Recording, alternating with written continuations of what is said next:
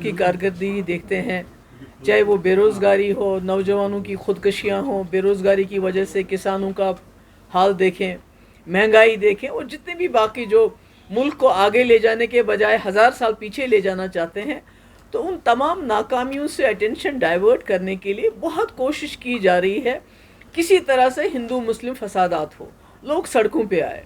उसके लिए उन्होंने मस्जिदें तोड़ना, हर मस्जिद में मूर्ति ढूंढ लेना, स्कूल मदरसे तोड़ देना, लोगों के घर तोड़ देना, जिसने उत्तराखंड में उनको बचाया भी है उसका घर भी तोड़ दिया। ऐसे इंसान का जिसको आप इनाम देते हैं फिर उसका घर तोड़ते हैं।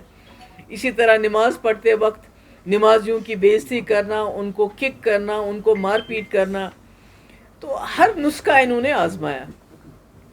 जब देखा इन्होंने कि किसी तरीके से जो हमारी जो मुसलमान भाई हैं वो सड़कों पे नहीं आ रहे हैं जिस तरह से ये चाहते थे कि वो आएँ और फसादात हो जाएं, तो अब इन्होंने आखिरी तीर जो इनके कमान में था उसको इन्होंने चलाया है, ये सोच के कि फिर से, जैसे आपको पता याद होगा शाहीन बाग में कितने पीसफुल प्रोटेस्ट हुए थे, उसके बावजूद अभी तक हमारे कई नौजवान इस वक्त जेलों में बिना ज़मानत के 2-2, 3-3 साल से बंद हैं।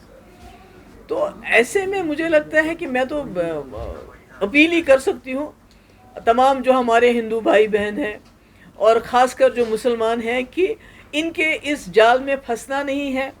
हमें अभी सड़कों पे आने की ज़रूरत नहीं है।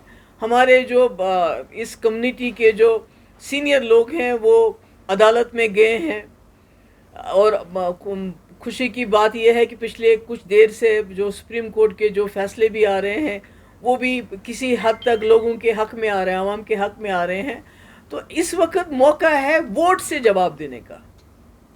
अपना वोट सही तरीके से इस्तेमाल कर लीजिए, ताकि कल को अगर आप आवाज़ भी उठाएं किसी कानून के ख़िलाफ़ तो आपको दंगे, जैसे दिल्ली में दंगे कराए गए फिर उसमें उन्हीं को जेल में डाला गया जो विक्टिम्स थे, तो कोई वोट का, मेरे ख्याल में इस मुल्क की सबसे खूबसूरत चीज़ तो जमहूरियत है जिसको ये ख़त्म कर रहे हैं।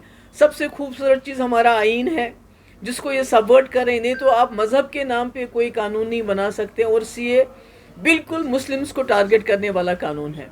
तो मेरी मोतबाना गुजारिश है तमाम लोगों से, खासकर मुसलमानों से, खुदा के लिए इनके जाल में मत फंसिए, अपने वोट का सही इस्तेमाल कर लीजिए और उसके बाद कानूनी तरीके से इस लड़ाई को लड़ने की ज़रूरत है। अभी खुदा ना खास्ता गुस्से में, तेश में आके कोई हरकत नहीं करे। Thank you. Ma'am, what is your take on Prime Minister has proposed a railway line towards the Shopian where they have been protesting? The residents are देखिए, मैं समझती हूँ, मैंने आज बताया भी है ऐसा कि जम्मू कश्मीर बिलखुसूस कश्मीर वादी ये बहुत फ्रेजाइल है, इसका जो इकोसिस्टम है बहुत फ्रेजाइल है, और हमारी जो इकोनॉमी है वो ज़्यादातर हमारी जो फ्रूट इंडस्ट्री है एग्रीकल्चर पे डिपेंड करती है। तो बिना सोचे समझे अगर आप हर गांव के बीच में से रेलवे लाइन को लेंगे, उसमें हज़ारों लाखों पेड़ हमारे कटेंगे जो हमारी बैकबोन है हमारी इसकी इकोनॉमी की। तो ये इस तरह से नहीं किया जाना चाहिए, इसमें एक्सपर्ट्स को लाना चाहिए।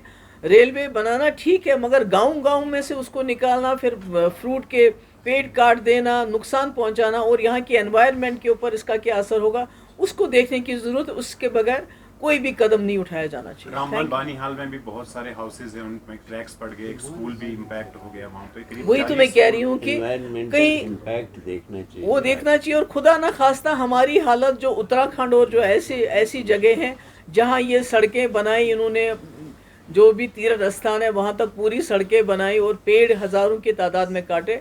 अब आपने देखा हर साल वहाँ किस तरह फ्लड्स आते हैं, किस तरह सैलाब आते हैं और सब बहा के ले जाते हैं। तो कश्मीर तो उससे भी ज़्यादा नाजुक है।